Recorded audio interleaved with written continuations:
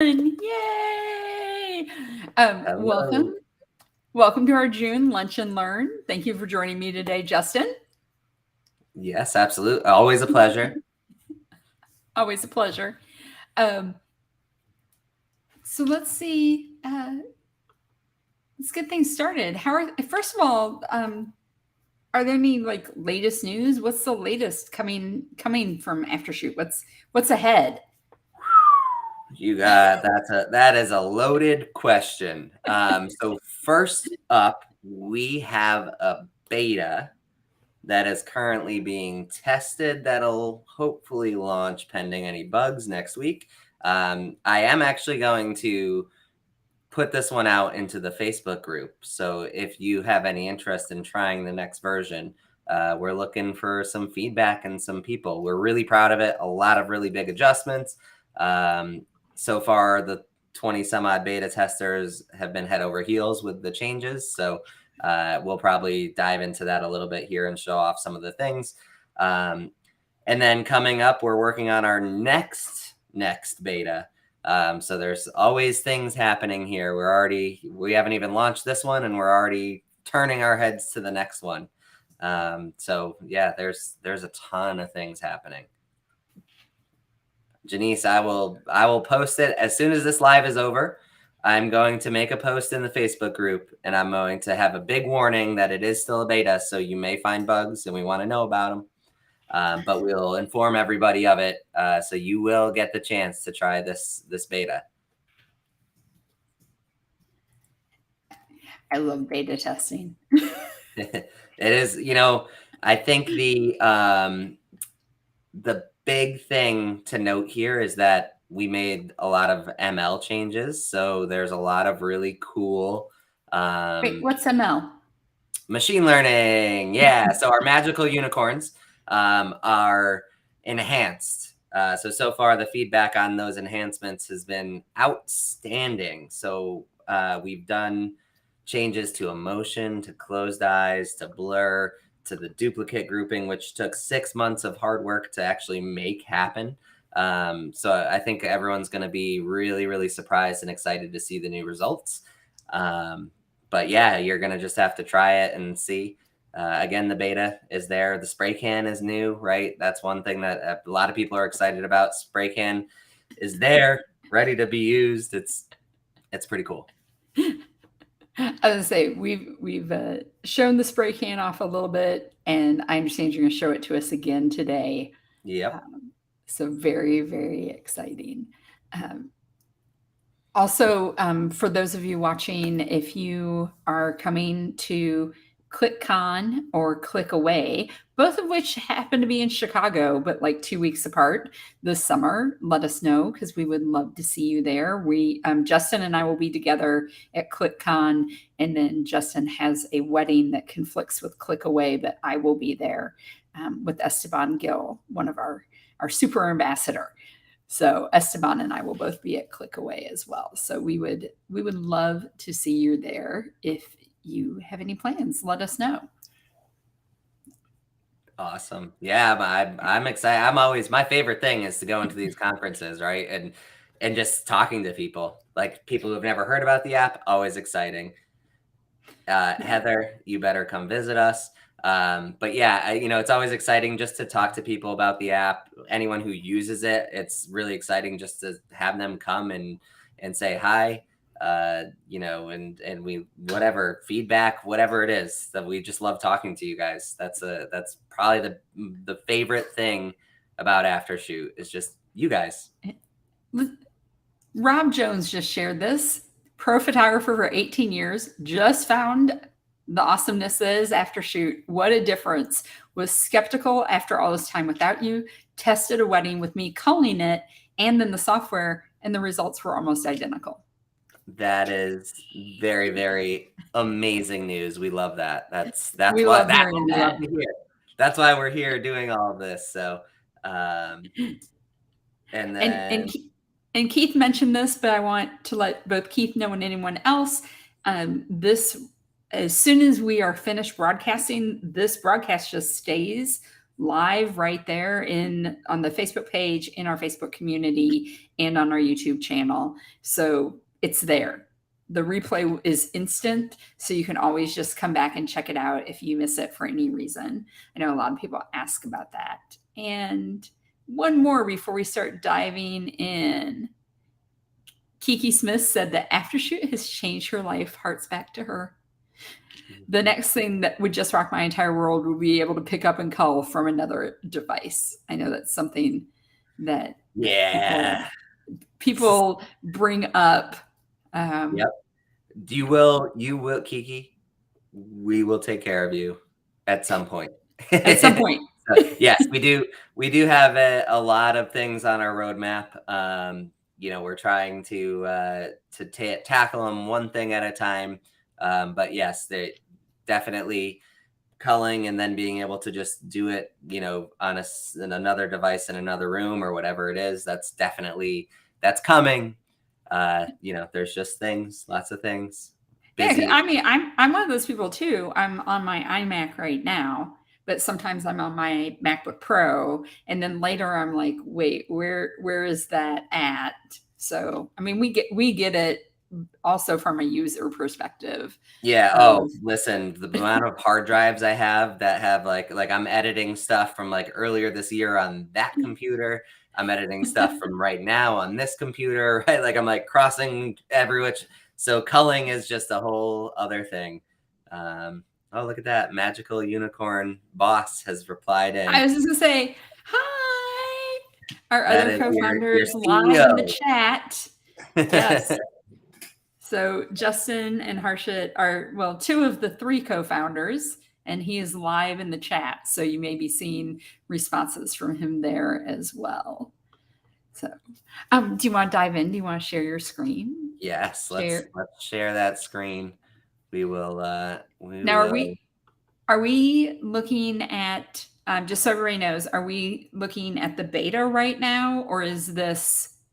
Yep, you are looking at AfterShoot 2.5.138. So if you do make the decision to download this when we post in the Facebook group after this, that's how you'll know, is 2.5.138. 138 being the key magical info. Exactly. Or anything after 138, like maybe 139, if a bug gets fixed. If we push anything or rock anything into that world, we do know that there are like 2 or 3 bugs in here that have already been fixed on our end, but we aren't pushing that yet because we want to see what else you guys find. So you may notice a bug or 2 in here that I create. But yeah, this is it. You're looking at what comes next. So not much has changed here for you. It's really going to happen all in your ML, as well as your spray can. This is your other signifier that you are on the beta right here. That spray can, that's going to change your life. So I will give you the quick spray can tutorial. We'll scroll up to the top here. So spray can mode is going to allow you to use your mouse only to be able to make revisions to the selections that AfterShoot has made. So as mentioned, we've revised your duplicate detection system. So you're going to find that you will likely get less images than you would have before, but you'll also get a larger variety of images. So what we've done is we've taken a totally new stab at duplicate detection. We've been able to cluster more images together while pulling out images that shouldn't be put together. So that's something that's been happening, for a while now. We've been trying to figure out how to assess this problem. This is like some groundbreaking, revolutionary stuff that you're looking at here. So we're very, very excited for it. So what you are going to find is you will occasionally get these kind of oddball singular images still. That's something that was happening before. There's some difference here. In this case, these 2 images, you can tell there's a face back here that's a significant change to what would be composition. And they know that it's a solo image because it doesn't have a plus with a number in the top left-hand corner. Correct. Exactly. And so what spray can is here for is to give you a fast way to make batch changes with just your mouse. So simply by clicking on that spray can, you're now launching into your spray can mode. That's a bug that just got fixed as well. And so in the upper right-hand corner, you can actually see all the different colors and star ratings. So in this case, I want it to reject my images, the spray can. So I got rid of my stars just by, it was on 5. I just clicked the 5 again, and then I've gone to no color. So it's not going to have a color. So now whenever I click on any image, it's going to reject it. And so now life just got so easy because I can go through and just click and reject on anything I don't want, like bad lighting, flash didn't fire. And is that rejecting the entire set? So it is not rejecting the entire set. So what it's doing is actually just rejecting the one that's selected in that set. So the one you're looking at is the one that's rejected. So as you can see, I can still cycle through my duplicates. The other 3 are probably rated something else anyways. They're already rated as duplicates. Yep. So they don't need to be rejected. Yep, they've already been rejected. I'll cover a little bit more of that because there is also a pretty cool significant change to how the duplicate detection system works with the selections out of a duplicate set as well. So again, lots of revisions, but this is awesome, right? This is my life-changing for me because I'm just like, yep, don't want it. Because as we all know, AfterShoot's always designed to give you one of everything, even if it means you have a bad image.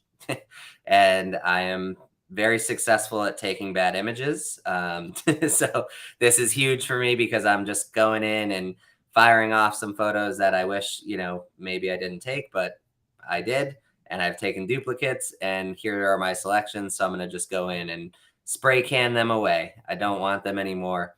I'm going to leave this one because why not? But yeah, so again, just clicking on these things can totally reject them all. Now, what's really cool about this is that you can go in and reject them. But I can also come in here and go to the blur and click my spray can, and I can change that to my 5 stars and my greens. So now I can determine if I want to add some stuff back in that was rejected. In this case, AfterShoot is obviously performing quite well. Maybe I'll just add some stuff in, but now I've changed the whole process so that this is now just clicking to add. So instead of having to click and, without spray mode, prime example, right?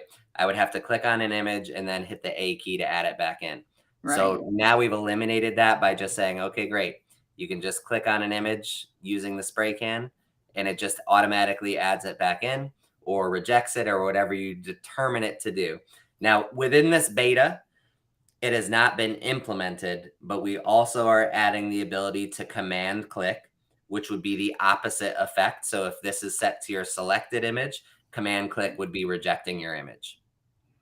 Okay. So you'll be able to actually use this in more ways, right? So you'll be able to actually click to add, or without having to change anything, you can just click to reject as well without having to change your settings within the spray mode.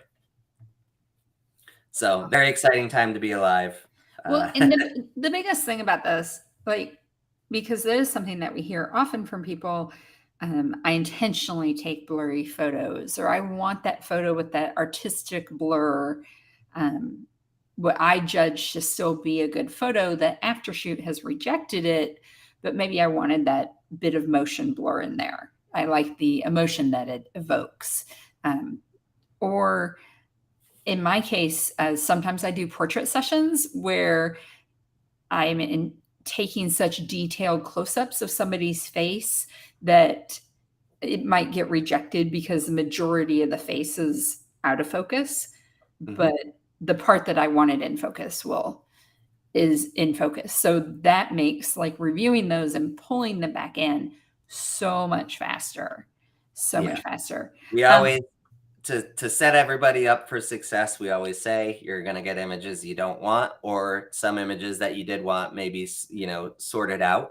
That's just part of the process, right? At AfterShoot, we'll learn from you over time and get better with that sort of stuff. But at the same time, there's just instances where we're going to give you the bad images no matter what, because we didn't see a better image.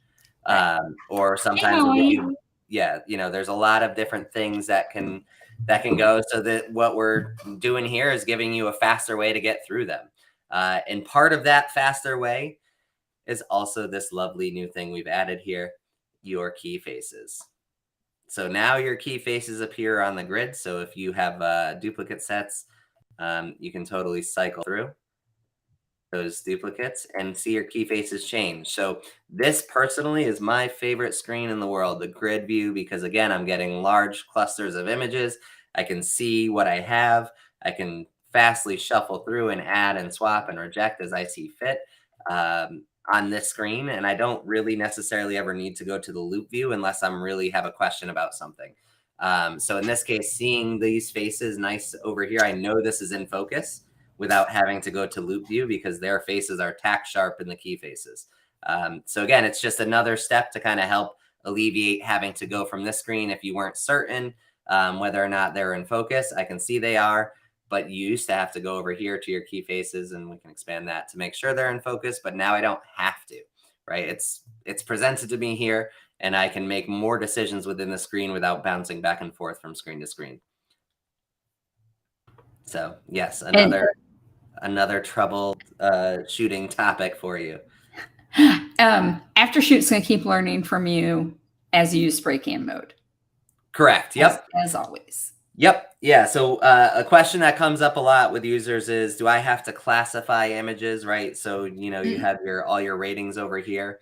You do not have to classify them, right? So if you just don't want an image, so for instance, this is a one-off image. I took it right before the kiss. I can simply reject it. It doesn't need to go to duplicates. It doesn't need to go anywhere, because what AfterShoot's going to do is look at that and analyze the decision that was made and figure out why that decision was made and where you differed that decision, right? So if you swap something, right, that's a great way to get through things. I have two images here, right? I can just swap through and make that decision. So if I swapped this one in, that is the one it picked the good one. So let's pretend it picked. All right, so I'm going to add. Oh no, it picked that one. I'm struggling here. As you can see, the results are really great. If I swap when you rejected it, you could just press X and be like X. So it's going to So by swapping it, it's going to look at the image that you chose to have selected and determine that, whether it was emotion, whether it was sharpness, it's going to look at those things and determine what the decision was and start learning from that. So you don't have to classify it. Like if I wanted to reject this because it's closed eyes, you could simply just reject it. We know it's got closed eyes. We just need to know that you rejected it because you don't want any closed eye images ever. Right. So that's the thing we start learning from you over time and start, making those decisions based on that. But you don't have to go through and come up to you don't have to classify 2-star purple for everything that has closed eyes. Now, if you do find that you are getting some significant errors, right, we do have the report button down here. So like if this was terrible emotion, it just constantly was picking show us bad. that report button again. Yeah, it's right down here. So I'm going to just, if it was the selected image, if I just click on that, it's going to show me this. So if it had closed eyes and it was selected and there was a better version, you could always just report it back to us. And you can say, hey, like it's just consistently picking closed eyes image when it shouldn't. Or you could just say, hey, it was a selected image and it shouldn't have been. Whatever feedback you want to give us, you can always do that. That's really helpful for us because then we know where we're doing something wrong, right? So if you are saying, hey, I'm always getting the wrong emotion picked, tell us. And then what that does is it actually sends us that image and it says, hey, that's a problem. And we can actually look into why it's happening. Because sometimes, it's a really complicated process. The unicorns all talk to each other. There's like 15 different unicorns right now that all talk to each other to determine what the best image is. It's a whole herd. Yeah, we so don't sometimes just give people there's one little unicorn. things. There's a herd. Yeah, exactly. And so like sometimes the emotional unicorn may have made the right decision, but some other unicorn said, whoa, that's not good for me. And we need to see what that is. And we can kind of go in and adjust some things based on that. So that we may not have, it's a fast track, right? So if you're saying, hey, I'm always getting this error, it's always picking the wrong emotion, we can sit down and analyze it and figure out the fast track to fixing it without you having to retrain it to do so. Speaking of, if people see errors or anything else, can you also share with them where they go to get to support? Yeah. So this is one that we love all of our Facebook groups. So if you happen to have any sort of errors or any sort of issues or troubleshooting, our Facebook group is not 24/7 monitored. No. Whereas this Our Facebook little group is not support. Yeah. So and It, we don't, me and Christine are the primary, and Harshit are the primary ones in there. Harshit can answer technical questions. I can answer roadmaps, different questions for you for sure. I can Um, I can but ask you which version of AfterShoot you're on and what computer are you using. yeah, we aren't troubleshooters. This is where it's at. So if you click on support anytime you have any sort of thing, and then you can just chime in here. Someone will respond relatively quickly, so I can say, "Hi, I am on beta, and it is so great. I cannot wait to use it for the rest of my life." And I can send that off. It launches off into the stratosphere. And I just got alerted on on my phone that someone has chimed in. So I know it's coming, and then we can wait for somebody to reply. Or you can always, if you have an issue that's covered in one of these topics, you can absolutely click on that, and we have some guides to troubleshoot those. Or we just wait for someone to come in and save the day. We don't I'm need to gonna wait for them. No pressure there. Yeah, I'm gonna imagine it's probably Harshit or Eichmann on it right now. Um, Um, it should be Jason but by now. But oh, it could be uh, Jason. Oh no, there's Harshit. hey, Harshit beat us Harshit. to the punch. So, so yeah, you shouldn't expect to wait more than a couple minutes to get some sort of reply on the chat. Whereas the Facebook group, again, you post in there. We probably don't have an answer in the Facebook group, and you also may be waiting hours to hear something because And they're the same with it. We're not. We monitor the email. We don't monitor it as like if you're having a moment and you need help right now, this is the way to get it. And sometimes we talk about in-app support. Last week I had somebody ask me, they're like, oh, like the Facebook group. And I was like, no, no, no. In the software, this is where you look for it, just right there on that top right side, so that you can go straight to support and get your answer fast. You don't have to wait for us to respond via email. Um, it's a much more seamless chat experience. So um, I love what he had to say here. Oh my goodness. And it managed to capture everything. I have the opportunity to go home after a wedding with more than 10,000 images. And in less than 24 hours after the wedding, they're fully selected and I'm ready for post production, giving the right time for my family, house, and everything else. That is so amazing. And I think I have a theory after talking with hundreds of people at the various conferences. Um, so often, as photographers, we talk about the fact that our editing is what slows us down. But my theory, based on loose data and many conversations, is I think this is the biggest roadblock for people. Like, how do I get through 10,000 photos? How do I go through this? How do I um, just get through them all? And we put it off sometimes for days because we don't even want to get started, or weeks, maybe. I've Yeah. done that before. Yeah, I mean, yeah, and to back that theory up too, right? Like editing is always a daunting task, but it's much more manageable when you're not dealing with 5,000 photos, right? So Right. it And, just that's where culling comes in, and having, the culling process is long because this is where you take your time to determine how much work you're doing later. and Eric has those same issues that I have, the close-up photos of the long eyelashes. And sometimes AfterShoot thinks it's closed eyes.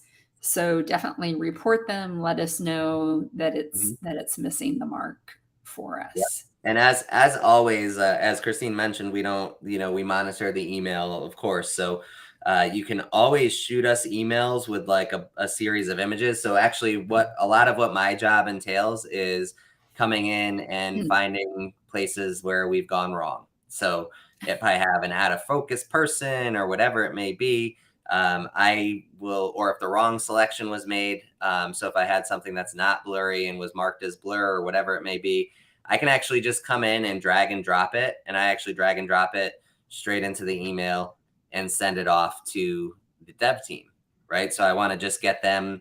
But you guys would send it directly to hello@AfterShoot, right? All right. So you can just say, hey, here are 10 photos, like this duplicate set, right?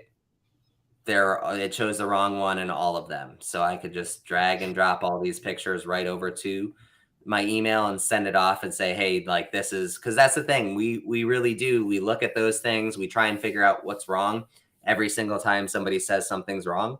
We try and figure out why it's happening. And then we start training to make it not happen again. So your feedback is really how it gets better. Of course, it'll learn from you and we can learn from that sort of stuff. But when there's like inherent errors where you're just like, it is choosing closed eyes all the time, that's more of an issue that we need to really look at a global scale, right? So there's something bigger happening that we can fix, where it's like, hey, it just shows one wrong image or 10 wrong images. That's a little different. But when you're like, it's always the closed eyes and it's always wrong, then we know that something's going on. Now, speaking of this, Betsy Reed has a newborn session tomorrow.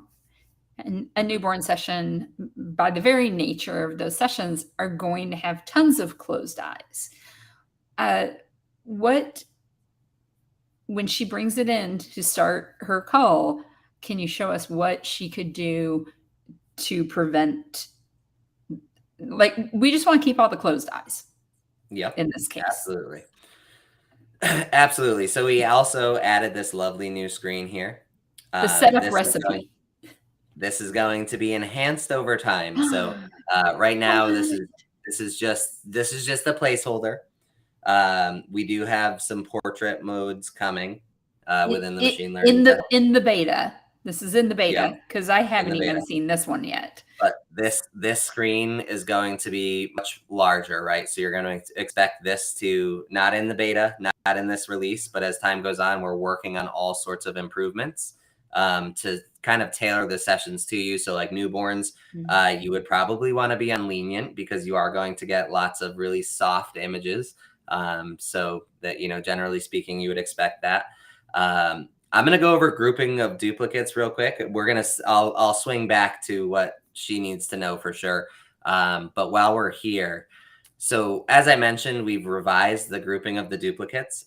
So as you can see, I ran this on moderate and I got 1,500 images out of 5,000. So we've definitely improved upon that. So you do expect less images over time. So strict would be even less than that. And extreme is like its own world. I would not, if you are used to running extreme, I would consider maybe trying it on strict first, because extreme may still be too much for you now that we've made these changes. I personally used to always run it on strict, and now I'm down to moderate because I do need more images than it was giving me on strict. So that's a significant change. Now, another huge piece to this about how you can customize if you were to run on strict, if you were to select moderate, we've made a revision to how the duplicates are selected within the same set. So as you know, if you have, it's set to 1 out of 10 images, moderate would be 2 out of 10, and more would be 3 out of 10, right? So it's just a percentage of how many images we select out of a set. Right. And so what we've done is revise this. So if you were to put moderate, you would get 2 out of 10 images still. But what's going to happen is those 2 images are going to be as different as we can find. So they would still need to pass the same criteria, right? So they should still have good emotion or, a difference in emotion. So one may be smiling, one may be straight faced. Or you may find that you will get, different emotions or different head angles or different things within sets. So we spent a lot of time tweaking that as well, so that you can really start playing around with the concept of having larger duplicate sets with more images, more different images pulled out of those sets, or creating smaller sets and having, again, more images pulled out. So if you're the type of person who wants like the smallest set possible, you can go to extreme, but you can also select more. So if you're getting 10 images clustered together, you'll get 3 images that are varied. So 3 different looking images pulled out of that set. Instead of before, you may have noticed you'd probably get 3 almost identical that we'd be looking for the same criteria every time. But once we make one selection, then we start looking for differences in the selections. Like, is there a version where they're not smiling? Let's select that one too. Is there a version where they're looking at each other?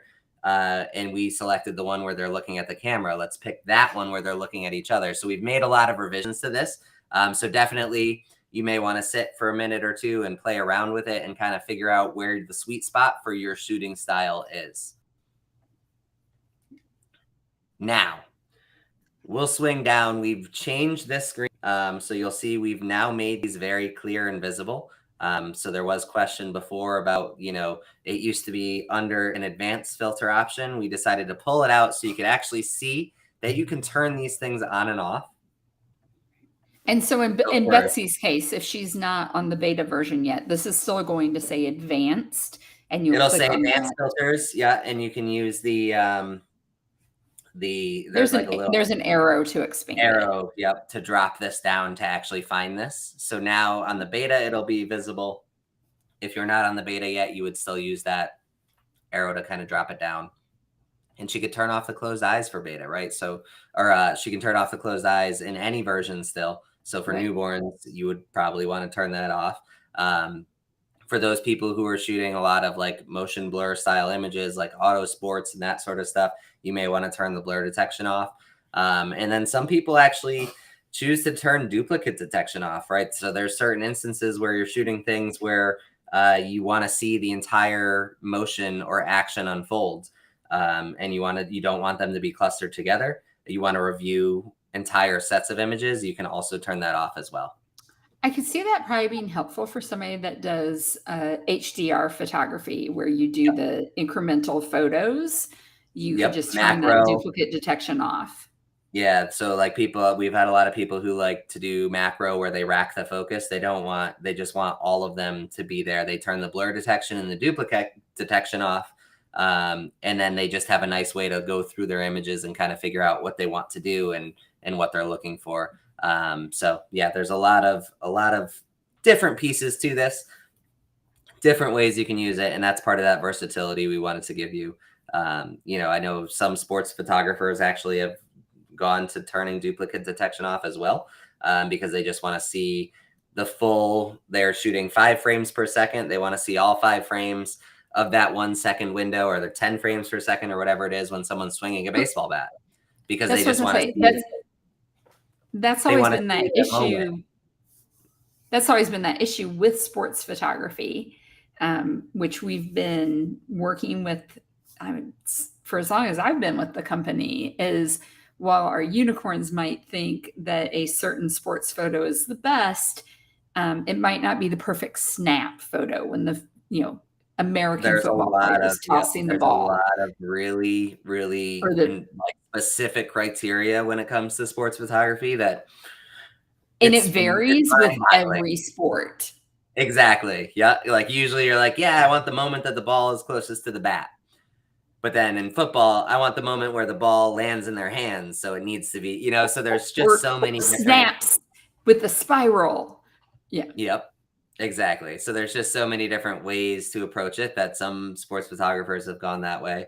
Just that's the preferred method to go through. And, they're still concerned about closed eyes and emotion and all of those other pieces, but they want to see more of the action playing out because they're shooting it for that action playing out. So, there's lots of different uses for it. And that's also part of where this is going to come into play. Like I said, we're working on some more data sets to try and improve some models for specific types of photography, such as newborns, sports, all different things, animals. So there's all sorts of things always in motion and working on our end. And that's part of it, right? Is being able to have this drop down. So you can say, hey, I'm shooting horses. So I'll go to the animal category and it's going to disregard different things that, may be relevant to people, but not so much to horses. So at the moment, this has come up sometimes as well. At the moment, many of our unicorns are focused on human faces more so than pet faces or photos with no faces. Is that correct? I know it's something that's ongoing in development, but Correct. Yep. Yeah. So we are working on animals, right? We do want to incorporate them. They're tricky. We've because their learned. face structure is different. Yeah, if you just look at 20 different dogs, 20 different breeds of dogs, they all have different snouts, profiles, so the difference between a profile shot and looking at the camera, all of those things, they have an impact on how our models work. So it's something that we've been working on, right? We're working on being better in the animal realm. It's a pretty popular topic. So yeah, that's something that we are working on.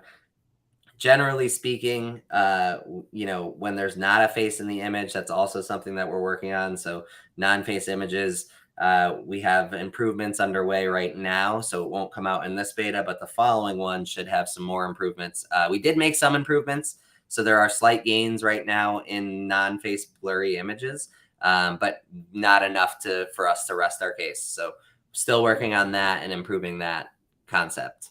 So I have two questions here in the chat for you. I'm going to start with Heather's just because it's immediately adjacent to what we're talking about, and then I'm going to move to the second one.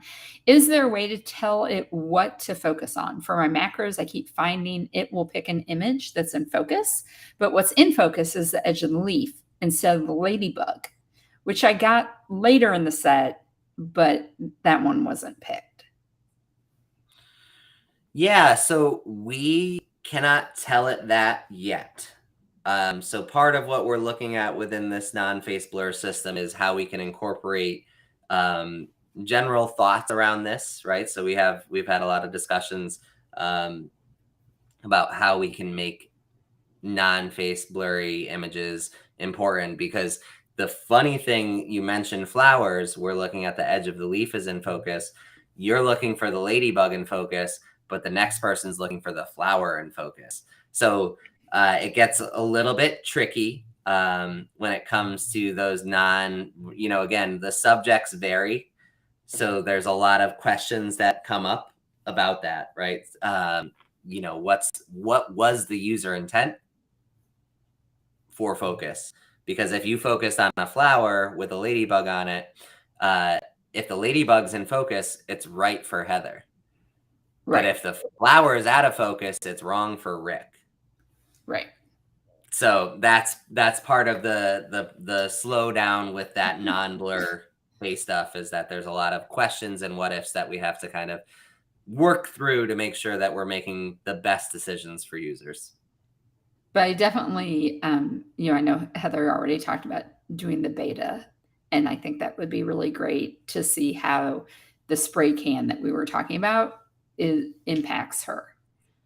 So, yeah, that's one of the beauties of the spray can, is that that gives you that option to just do a quick change or a flip of the script when you feel like you need something different, or you go through the blur and you realize that the blur is no good for your specific subject. Then it's a little bit easier to kind of get it back in. Of course, we want to know when it's no good. Right. We want to improve upon it. So I did post in the Facebook group a while back about an open call for, again, images that we do not do well on. So actually, I know Heather did send some in, so we're working with those right now. But yeah, I will shout it out here. Feel free to send them on over via email, Dropbox link. Say that 10 times fast. Or Google Drive, or a WeTransfer, or anything you got. Anything that has no faces would be very useful. That you want us to check out and see how well we can train the algorithms and learn from those images and just help us improve that. So if you're a landscape photographer or a flower photographer or a mountain photographer, if you are a pen photographer and you take pictures of pens, send them on over. Is there a possibility of being able to make the final selection in Lightroom and make AfterShoot recognize it? So currently, no. That is in the roadmap.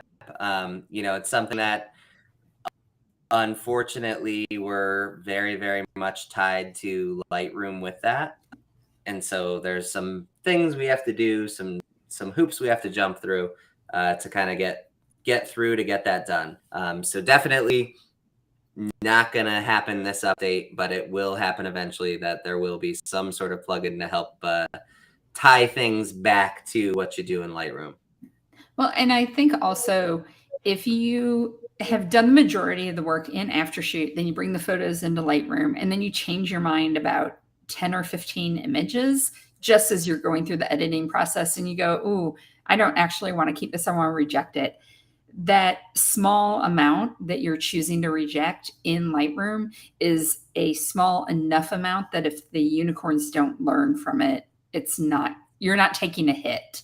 Like, it's not a problem that the unicorns aren't learning from it quite so much, is it? Yeah, exactly. And ultimately, again, that was part of why we decided to implement the spray mode, was because a lot of times, especially with this update and all the improvements, the things that are wrong are really just images that you don't want, right? You're just getting, it's those images. It's a lot of more rejecting than it used to be. Right. Whereas before you'd be swapping because of emotion or closed eyes or blur. We've gotten this dialed in really well. And you'd be swapping and changing things because the duplicate sets were wrong. So once we got the duplicate set sorted and made some improvements to the blur and closed eye and emotion, all of a sudden the results just started to click. Right. So there's a lot of stuff that it's, again, it's the one-off images that you don't necessarily want or need, like this one. The flash didn't fire, but it's the unique one where the flash didn't fire. So it got isolated, and so there's, again, just things like that we have to work on. But yeah, that spray mode now just makes it a lot easier to go in and make those changes really quickly and efficiently, faster than you would in a Lightroom for sure. Unless you're on like a Mac Studio, that's a million times faster than anything else in the world. You're probably going to be waiting more time than you would if you just use the spray can mode. So yeah, definitely there's, again, advantages to just keeping it in this software, right? Keep it in AfterShoot, make those final revisions, and then bring it into Lightroom, because then you're only looking at a handful of images. A comment from Eric that we have an archive of all the photos we took, the ones we delivered. So it'd be nice to run them to train the algorithm. Which I can see that. I can see that, that would be nice. I know though, that's also going to get very dependent on people's workflow. There are some people who, if they reject an image in Lightroom 2 years ago, they've deleted them off their hard drive. So all that's left in Lightroom is the final selections. And there's just so many different workflows here. And really, even beyond that, part of why that doesn't work necessarily is because we can't analyze a decision you made, right? So you could run them through, we could rank the scores, we could do that sort of stuff, but we don't know if it's it's more complicated than that. I guess to keep it as simple, I was about to go. It sounds so easy. Yeah. So there's 15 different machine learning algorithms. They analyze things a little bit differently. So if it's already culled, they can't pick up on some of the subtle things that they're looking at. So even if you gave us all the same amount of images that you had originally, there's certain things that happen within the app that just we can't do unless a user's telling us specifically when they make these changes. And that's part of that learning process, right? Is that it's saying, oh, okay, great. So-and-so made this change. They actively made a decision to change these. So now we need to analyze them and look at the differences and look at the changes that were made and whatnot. Whereas when you just present us with a final data set where you selected and then rejected the rest, we can't analyze if you were proposed two similar photos, which one's the more superior one. Yeah. I just want to know, when are we going to take the unicorn metaphor too far? Because I started laughing in the middle there because I just had a vision of we're running unicorns around a track to train them. And, if they don't run their paces, if they don't train, they don't have the knowledge. They don't know what to do. Exactly. But at some point in time, we're going to take the whole unicorn metaphor just too far. I know the Probably. day is coming. I don't know. It's unicorns. Yeah. Is it ever possible for it to be too far? Um, One of the Nope. other questions I've seen come up a lot recently, not so much on today's call, but I have seen it in emails a lot, is what to do if you already have AfterShoot installed on one computer, but it's summertime and you're taking a vacation and you want to put it on your laptop and take it with you. What do I do if I want to do that? Absolutely. So the best and most simple way to do this is to go ahead and head to aftershoot.com/downloads. You'll be able to download AfterShoot, and then once you open it up on that new computer, you're going to be prompted to log in. Right. And so that's the point where you go ahead and log in. All of your account information and everything will then connect to it. So you'll have all of that stuff in here. You'll be the same person with the same stats and the same unicorns and all the things. So yeah, go back to that. Go back to that screen. Okay. With your Yes. account. So, you said something in there. First, I want to talk about this. I've been training all the unicorns on my iMac. Now I've got my MacBook Pro ready. I'm heading on vacation. And do those unicorns have the exact same knowledge as the unicorns on my iMac? Yeah. So once you log in, we've connected that information. Right. So then we know. That's new. That's why I was like, wait a minute. Did you just say what I thought you said? Okay. And then one other thing I wanted you to mouse over is that refer and earn, because I don't know that everybody knows that this is in there. So you can invite your friends and earn credit towards your AfterShoot. Click on it, copy it, and that's your AfterShoot referral code. So you start referring out to people. So send them that code.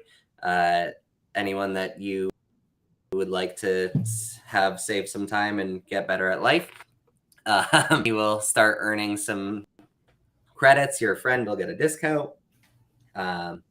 Everyone's happy. Yeah. It's a great way just to, again, you refer a handful of people and you won't be paying for AfterShoot.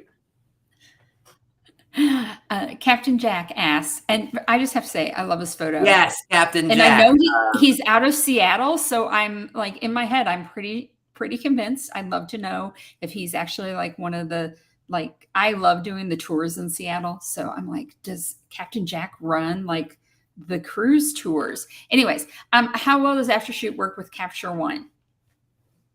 Well, Capture One 22, so I'm assuming that means Capture One has a 2022 version out. Yeah, so Capture One on a Mac will allow you to single click into it. Actually, obviously, I think Capture One only works on Mac. So you can open up your Capture One directly from here. Or one of the things that people just haven't really seen a lot of, if you select all of your images, so in this case, I just want to bring my selected images over. So I hit Command A. Now I can actually drag all 1,600 images. I can drop them straight into Lightroom. So they will open up in Lightroom, and they will only show me the selected images if Lightroom ever loads. Wow, look at that. I can't even make Lightroom bigger. But Windows, you'll see the checkboxes. There's Windows support now for Capture One. Oh, awesome. Congratulations, Capture One. So yeah, you can at least according to a quick internet search. Okay, cool. So yeah, you can drag and drop. Yeah, I remember they were Windows only for a long time. So yeah, you can drag and drop straight into. You'd be able to do the same thing for Capture One. You can drag and drop right into the icon of the software, and it'd open it right up in the software ready to import. So you could do that as well for Capture One. So yes, we do play nicely with Capture One, Lightroom, Adobe Bridge, whatever you got. You can just drag and drop right into them. Heather wants to know, with our unicorn metaphor, can we have a poop pile? I would actually like rainbows to come out. It's rainbows. Yes. If Heather wants it, that's fair. iPad Pro.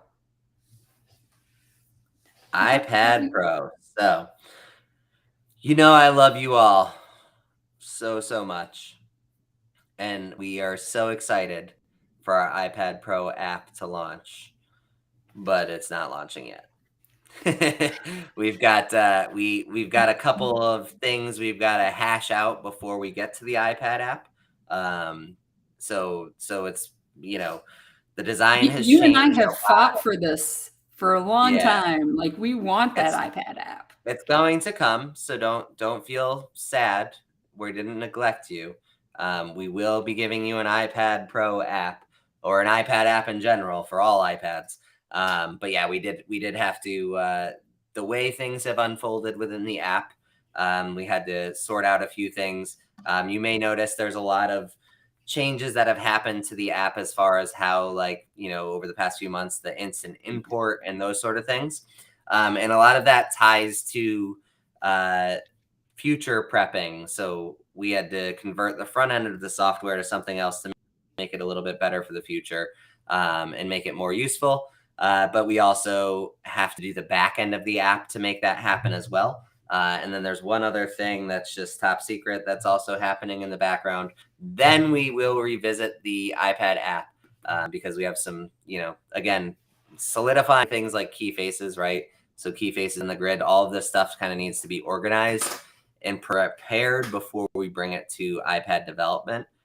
So we started the process, and every time we changed the app for a user base on a computer, we had to then figure out how to adapt it to the iPad, and we realized we were making triple the work. So the iPad app was never moving forward. It was just sitting in a constant state of design. So there's more features that we're implementing in the app itself that we need to get sorted before we can return to the iPad app spectrum. But it's coming.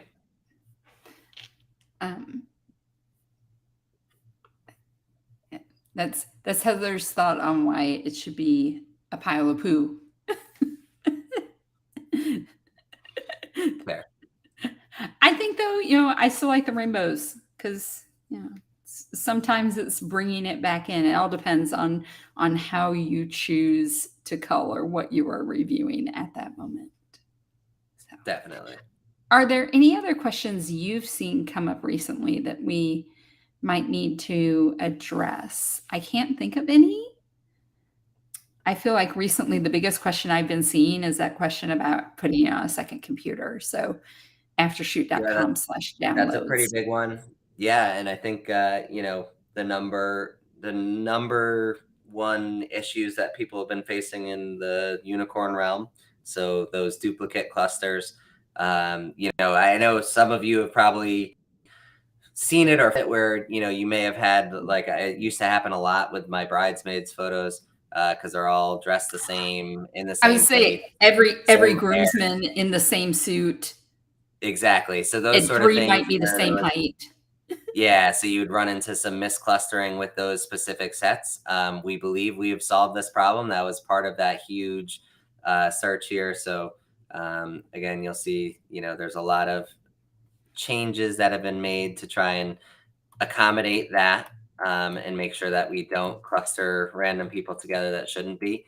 That was one of the big things that was in the works for a long time. So you should see, hopefully, that problem's been resolved for you. If not, please do reach out. But yeah, those sort of things, blurry images being selected over, sharp ones, closed eyes over, opened eyes, those sort of things that people said they had faced. I think we've come a long way. I think we've got them almost 100% at this point. There'll always be outliers. There'll always be cases where something just doesn't quite add up for the AI, and that's what we need you guys to help us with. But yeah, I think those main complaints should be resolved in this beta. Like I said, we're going to post this beta for those who just joined. We are going to post this beta in the Facebook group shortly after this live, so you can go ahead and download it. If you are not on the 2.51 spectrum already, which is the instant import spectrum, so if your albums don't instantly import, please do not jump on this beta just yet. There's a question to be had. I did want to, sorry, while we're here, on the import screen, we've also moved this stuff out of the preferences so you can determine if you want RAWs, JPEGs, or both, Okay. and whether you want subfolders or not here, so you don't have to make that decision before you land on the screen. And I think that may be a really important question, especially for people that are using Sony cameras, right? Like if they shoot RAW plus JPEG so that they get the Yep. best preview. Exactly. Only import the JPEGs. Yep. So, and like I said, if you're not on this version, if you're not the one who's got the import happening immediately, like, super fast import, then you do not want to jump on this beta because it will make it so that all of your old catalogs don't exist. If you are on the one where you will have that instant import, you should have no issues transitioning your catalogs over. But I would recommend that you come to a safe place where you've got stuff culled that's in the middle of a review or whatever completed. Always just a good idea when you're jumping onto the beta because anything can happen with beta. Again, we're looking for stability and any issues you may face. So if you do run into anything, please, make sure that you're in a safe spot where you're not in the middle of doing something and then decide to upgrade. So again, that was exactly Kiki's question. If you try the beta, just make sure you've got everything into a safe spot, maybe have it all done, be wrapped up with everything that you've been working on before you go into beta. And to be clear, if anyone's like, we're not going to surprise anyone and just move them to the beta group. Yep. You have to volunteer for this. Exactly. So, yep. You have to. Don't worry. Be a willing participant. Yeah. Don't worry that we're going to. That's one of the fundamental things. I tell this story anytime I hear the word beta. I was in the initial batch of people who did not volunteer to have their Instagrams transitioned over to the non-chronological order. Oh, yes, same. So I was a year before everybody had it. I got transitioned into that beta, and so you may notice I don't use Instagram much because I was just so frustrated. I was so angry that I got shoved into this group. All my friends were like, yeah, mine's still in chronological order. I don't know what's wrong with yours. And then a year later, they were all like, why didn't you stop it? And I'm like, I stopped using Instagram because of it. Yeah. And so we're not going to spring it on you. You have to say, yes, I want to be a part of this. I want to download this. So it'll just be down. You will just have to download it. And then you can replace your existing AfterShoot with it. And then once the actual launch has happened, you'll see an email and you'll see us posting in the Facebook group. Once we officially roll out this to you, you'd want to go back to the website, download and replace the beta with the stabilized version. So again, like a couple known bugs right here. It's not going to be fixed in this beta, but you will see the color border doesn't change. We know this is a bug already. So if you can see down here, the stars in color changes, but it's not updating on the border box. So that's a known bug that we have. So there are a couple of bugs you will find. So if you don't want to deal with that, then definitely don't download the beta. And once again, where do I go to check what version of AfterShoot I am? Yeah, absolutely. You hit AfterShoot and you come up to About AfterShoot. You will see which version you are on. So again, 1.3.8 is going to be the beta. And if you are on version 2.4 still, you should get everything wrapped up and upgrade to the current 2.5 no matter what, because that instant is just going to change your life all over again. Yeah, but absolutely, that one is a big one. So that jump from 2.4 to 2.5, yeah, you will lose every current call you have in progress will be gone. So wrap everything up. If you go check this and you're like, wow, I'm still on 2.4, okay, wrap up everything. Yep, you can always, if you're on 2.4, if you're on 2.4, you can always message us here and say, hey, I'm 2.4. I watched the live and I want to go to 2.5. What do I need to know? And we will reiterate that sort of stuff. You want to make sure that you are not, because what happens on 2.5 is that all of your albums will no longer be there. because we changed the process how AfterShoot works. As I mentioned with the iPad app and part of that transition, we changed that process. So the entire series of the entire front end of the app is different, runs on a different software, so the old version doesn't. And runs substantially faster. Yeah, as you can see, that's 300 images in 1 minute and 32 seconds. And that was with us broadcasting live at the same time. Yeah, exactly. So definitely pretty awesome.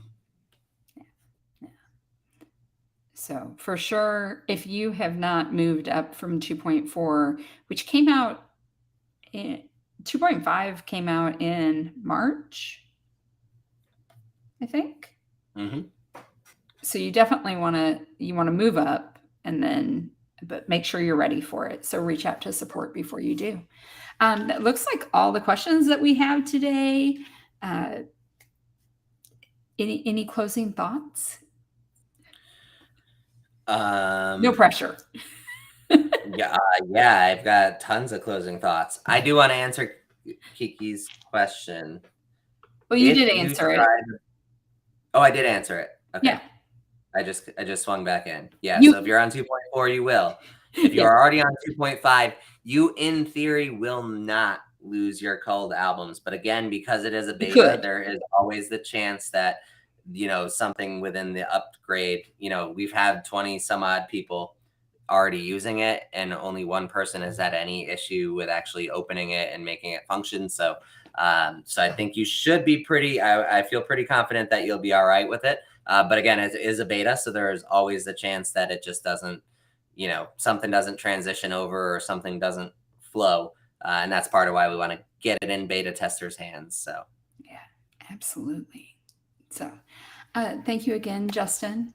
As always, this has been helpful and informative. I'm in the AfterShoot world 24/7, and yet I always learn new things coming to these. So I appreciate you sharing it with us. Absolutely. Always excited to hang out with our users and enjoying life. So guys, always feel free to reach out to us with anything you think you would like to see, or anything you want to see coming up in updated sprints, because we're always taking your ideas and trying to evolve them and make them something usable for you guys. So thank you guys for watching, and I look forward to seeing you all in the Facebook group.